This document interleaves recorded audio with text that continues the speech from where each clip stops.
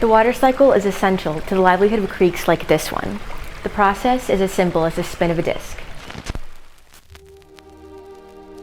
It rains and snows, plants soak up the water and nutrients through transpiration, or the water flows along the soil and into a body of water.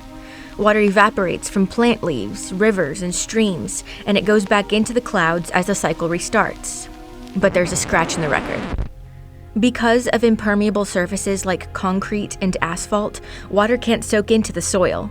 Instead, it runs along, picking up everything in its path.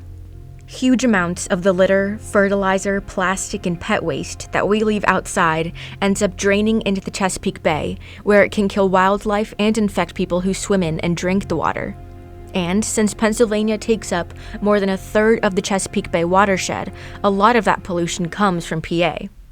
But people in our community are working on solutions that could help make the bay healthier. Some of those solutions are building rain gardens, installing rain barrels, and planting live stakes along stream banks.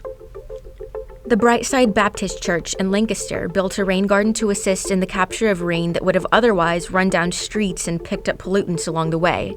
Their rain garden has a capacity of more than 320 gallons of water, which is collected from the church's roof. Every year, high school students at Cedar Cliff High School in Camp Hill construct and sell 50 rain barrels made from reused food bins. Users can collect rainwater from their roofs into the buckets instead of letting it run onto the streets, and use the water for their yards during dry months.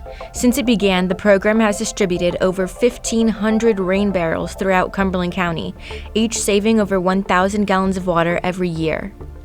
In 2019, volunteers in Lansdowne and Montgomery Creek valleys in Philly planted live branches into soil around their waterways to stabilize streams and avoid erosion. This way, less dirt and chemicals could run into the water as the branches bloomed. Live staking can result in similar vegetative cover of 2 seasons worth of planted shrubs and trees, and it's a lot less costly.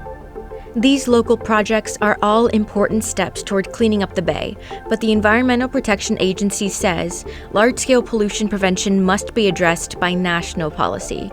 For Climate Solutions, I'm Adriana De La Garza, State Impact, Pennsylvania.